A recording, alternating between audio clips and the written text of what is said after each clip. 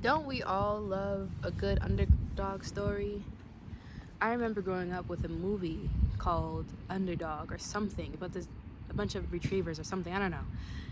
But you see it especially in sports, you see it in business, you see it, the Harvard grads, the underrepresented, disadvantaged minority who just so happen to make it, and we applaud them and praise them as we should. We definitely should praise them, and we definitely should be giving them the honor and the glory that they deserve. However, when it comes to attaching yourself to the underdog story, I have a little bit of a different take on that. For most of us Black women, our stories mirror it. I know mine does. I've survived abuse, homelessness, neglect, a whole sort of things, and I'm able to get to where I am today. And for a long time, I found a lot of, validation in it. I found justification for my success within it, and I'm sure you have too. We've all latched on to this archetype, the disadvantaged of us and the super privileged of us. That's why we have women like Kylie Jenner pretending to be self-made, or we have people like J-Lo. J-Lo's so funny to me. We have people like J-Lo pretending to grow up in the streets of, what was it, Harlem or the Bronx or something? I don't remember. She's always talking about how I don't know. If you know J-Lo, you know the story. But we all latch onto it because it gives us a sense of like status and validity. Like, I earned this. This wasn't handed to me. You know what I mean? For me, to a certain extent, it does give a little bit of a minstrel show, especially in sports, but that's a whole separate topic. But for this video, I want to talk to you about what it actually means to be an underdog and how identifying with an underdog is actually taken away from your pursuit of alignment and your the structural integrity for your company as you're leading it. So to be an underdog means to be of low status, to have little or no chance of succeeding, which, of course, you know your story. You know where you came from. Whether or not that's exactly your story or not, you know where you came from. You know what it means to be of low status, to have a little chance of succeeding. So when you embody that, when you build your entire founder story off of that, when you lean on that, your ego leans on that. We're not really thinking about what it says outside of how good it sounds. And I know for some people, like, that's actually my story, but it does sound good. You have to be honest. It sounds really fucking good to say that I got it out the mud, I worked for this, I did it all by myself. It sounds super validating, and we look up to people like that. You know what I mean? We all do. But when you are saying that, it might not be that deep to a lot of you, but for me it is. For the founders I work with, it is that deep. When you align yourself with the underdog, when you deconstruct everything about your identity and you realize that, yeah, I am the underdog, and that's something that you truly embody, something that you take pride in, what you're really saying is that you are aligning yourself with being that low status, little chance of succeeding person. You're saying that those are true. And this is where it gets a little bit sensitive, because it is true. For me, it was true. Statistically, I should not be where I am today. Statistically, I really had no chance of getting anywhere. And I know there are women who've had it even worse than me, way worse than me. So in a number sense, that is true. But the underdog story only works if other advantaged people perceive it. You know what I mean? It only works when others validate that. And so through that validation, it kind of positions you in a place where it's almost like you are still in that lower place. You're still in that lower place. You're still in that lower status. It kind of gives the way of like, I don't belong here. Maybe in a public sense, that's not what it's saying, but what it reinforces within you, and I know what it has reinforced within me. So much of it was saying like, I don't belong here. I am that lower status. Like, The only thing that changed is my circumstance, but I haven't changed. And even though on a conscious level, I'm like, I'm not saying those things, but just what the story reinforces, that kind of touched on that on a subconscious level.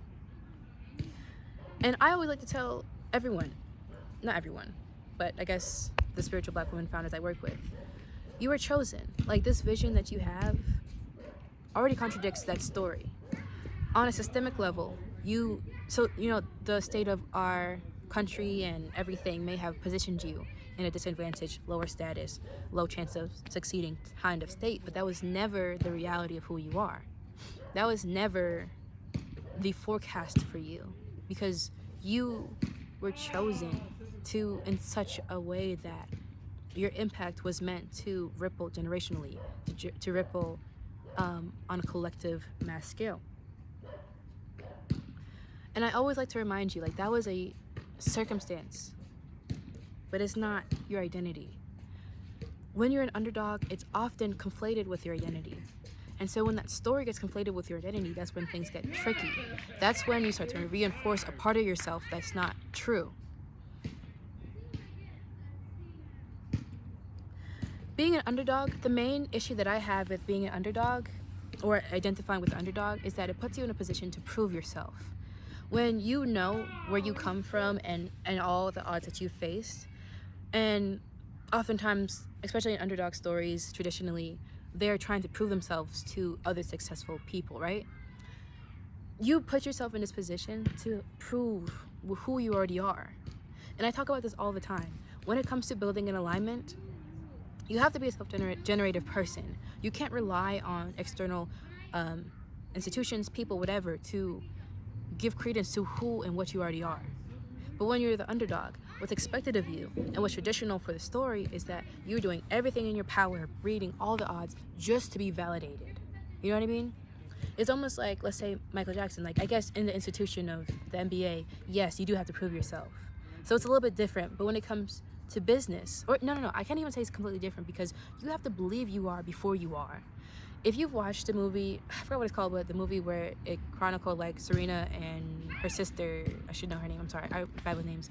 Serena and her sister's story from Compton all the way to the US Open and everything, and how their dad helped them.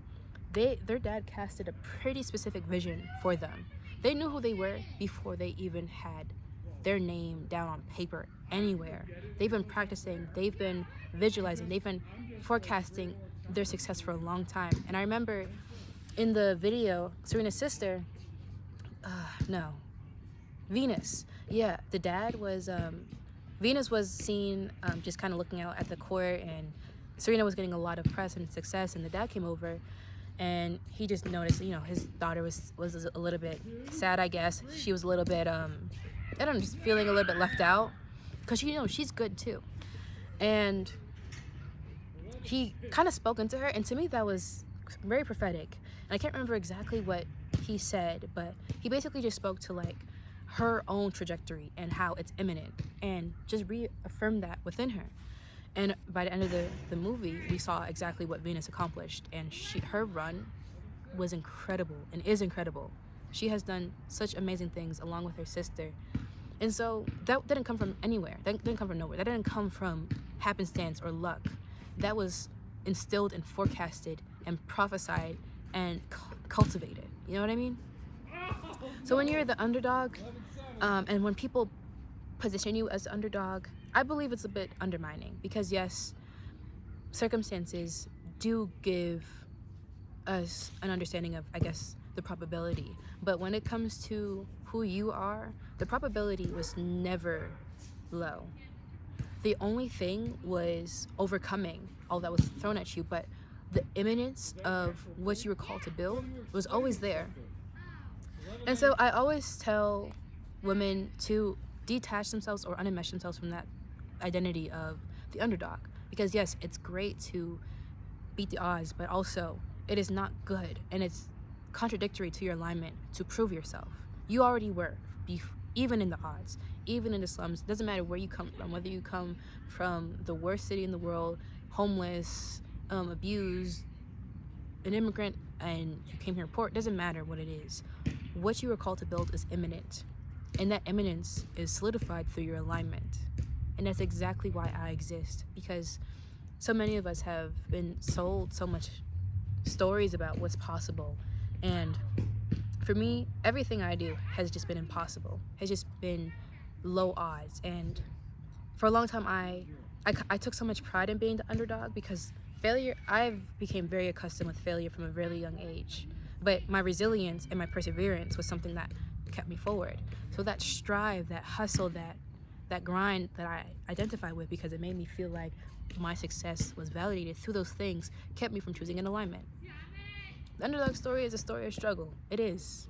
It's a story of survival mode. It's a story of oppression. It is.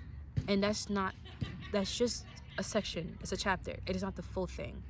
So when it comes to the underdog, no, I am not the underdog. I am who I am. Yes, I beat the odds, but that's just the least of my story. This was imminent. This was destined. This is bound to happen. And that's that same way I feel about you, the Spiritual Woman founder, with this vision that you've been cultivating, you've been stewarding, you've been preparing to launch in, or you've been working to completely realign your company into alignment with it. So, if this resonates with you, I would love for you to click the link in the description to join my newsletter, Letters from My Living Room. I send frequent letters to other Spiritual Women founders just like you, for recalibration, activation.